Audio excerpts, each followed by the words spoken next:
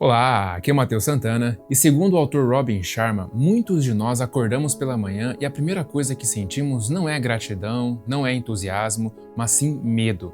Medo de sairmos da caixa em que vivemos. É isso mesmo, porque ele costuma dizer que nós trabalhamos numa caixa, nós dirigimos até o trabalho dentro de uma caixa, nós almoçamos algo que tiramos de uma caixa, nós voltamos para casa e passamos várias horas assistindo uma caixa e, por fim, morremos dentro de uma caixa.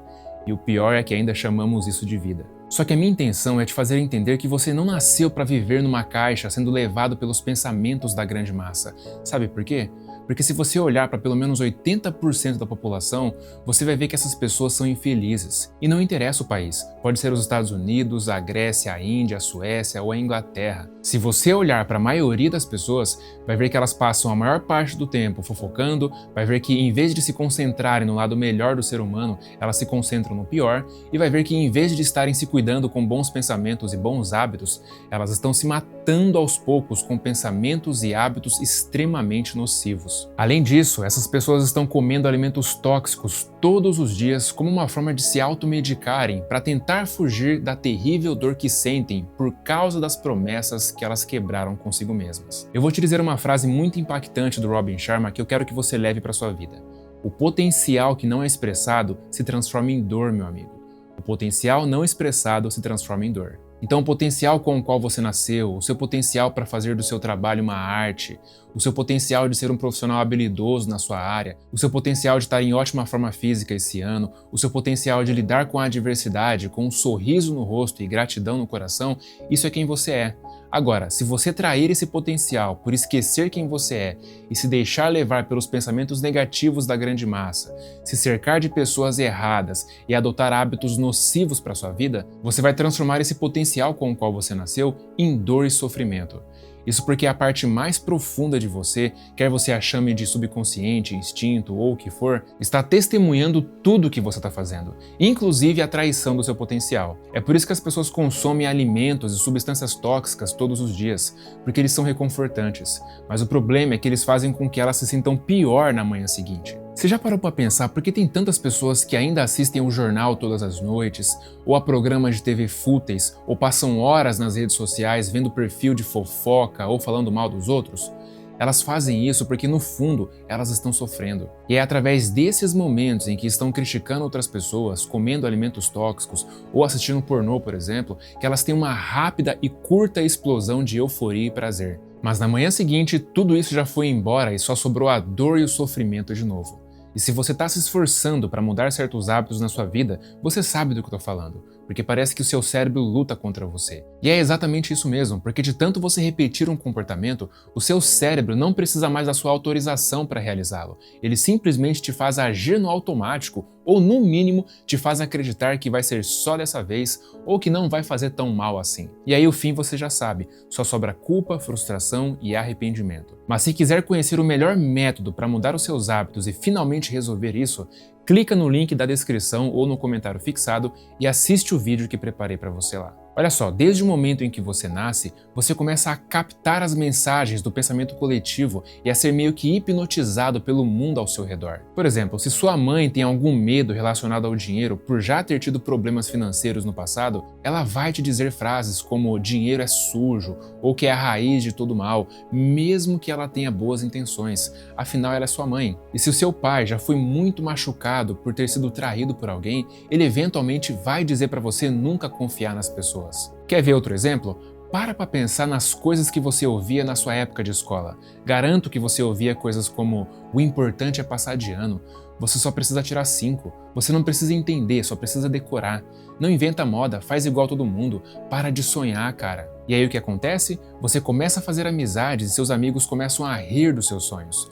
Mas não é só isso. As pessoas ao seu redor e a sociedade e a mídia também começam a alimentar esse pensamento em massa que diz para você se conformar com a mediocridade. Eles te aconselham a passar a maior parte da sua vida assistindo televisão, se conformando com o local onde você mora, com o salário baixo que você ganha e com a saúde medíocre que você tem, com a justificativa de que é assim mesmo que as coisas são e que você não é digno de coisas melhores. Então não se surpreenda se você tem hoje 20, 30, 40, 60 anos e percebeu que através da repetição diária do mundo à sua volta, você já foi profundamente programado a não acreditar em si mesmo, nos seus sonhos e muito menos na sua capacidade de realizá-los. Então esse é o modelo de pensamento e comportamento que a grande maioria das pessoas adotou para suas vidas.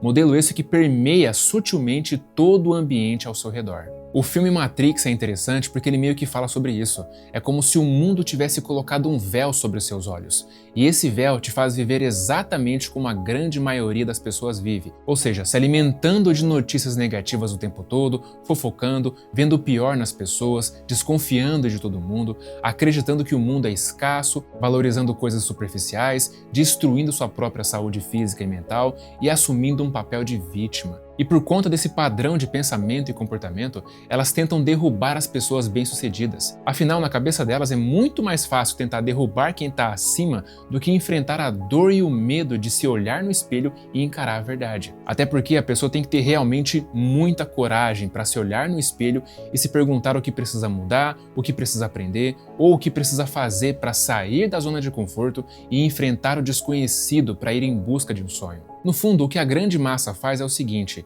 elas veem alguém performando em alguma atividade num nível de elite e em vez de aplaudirem, elas tiram sarro, criticam e tentam desvalorizar o esforço que foi feito. E elas fazem tudo isso com uma só intenção: machucar.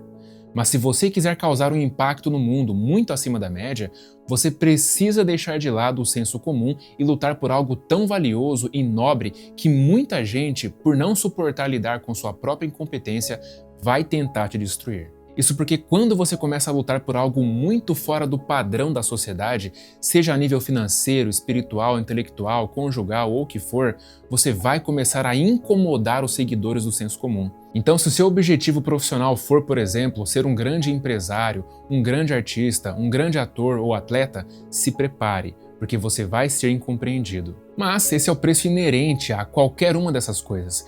Toda pessoa bem-sucedida em qualquer coisa fora do padrão teve que pagar o preço de ser incompreendido e até ridicularizada no começo. Todas. Eu não costumo generalizar, mas nesse caso não tem jeito. Absolutamente todas essas pessoas passaram por isso. Então não espere que com você vá ser diferente. Porque sim, para ter os resultados e o prestígio de quem está fora da manada, você vai ter que lidar com pessoas te chamando de ganancioso, esquisito, louco, egoísta e por aí vai. Então, por exemplo, se você começar a ser regrado na sua rotina, ir dormir religiosamente no mesmo horário, ter uma rotina matinal específica, não participar de grupos no WhatsApp, ser meio obcecado por um objetivo fora do padrão e não perder tempo com futilidade, isso já vai ser o suficiente para muita gente começar a olhar torto para você, por incrível que pareça. Mas a verdade é que você não precisa se preocupar com elas, você só precisa saber que isso vai acontecer e tudo bem. Apenas aceite que você vai ser incompreendido por algumas pessoas, até mesmo por aquelas que te amam, mas que no fim, muitas ainda vão te aplaudir e sentir orgulho de você, porque essa história sempre se repete. Então entenda que ser estranho, ser esquisito e ser obcecado por um objetivo é o preço que as pessoas comprometidas com a excelência pagam por extrair o máximo do seu potencial. E mesmo extraindo tudo de si, os grandes resultados levam tempo. Porque se você for ver, todas as grandes obras-primas, os recordes ou qualquer grande feito são fruto de um grande esforço por um longo período de tempo. Mas o problema é que nós vivemos numa sociedade imediatista, onde as pessoas querem o dinheiro, o corpo, o conhecimento e a fama para ontem. Mas se tem uma coisa que eu aprendi nessa vida é que a paciência é uma virtude, e uma virtude poderosa. O autor Robin Sharma, que também é um grande estudioso da alta performance, diz que os grandes realizadores, quer seja no ramo da música, nos esportes, na ciência ou nos negócios, têm uma coisa muito em comum: 2 horas e 44 minutos de prática por dia durante 10 anos. E ele chama isso de 10 anos de anonimato. Porque, por exemplo, se pegarmos pessoas como Richard Branson, Roger Federer, Michael Jordan, entre outros, veremos que uma coisa em comum entre elas é que cada uma delas passou anos e anos no anonimato, praticando, testando e se aprimorando antes que finalmente fossem reconhecidas mundialmente por seu incrível trabalho. Então lembre-se sempre disso. Pequenas ações diárias de prática, estudo, teste e otimização somadas ao longo de 10 anos é o que costuma ser necessário para se alcançar a excelência segundo a ciência. Portanto, não estranhe ver alguém sendo reconhecido mundialmente por seu trabalho e sendo chamado de gênio, porque no fundo é apenas uma pessoa que teve o sangue no olho de praticar o seu ofício no anonimato, mas com um foco obsessivo e por um longo período de tempo até chegar no topo. E se você gostou desse vídeo, é bem provável que vá gostar desse aqui também. Um forte abraço e até a próxima.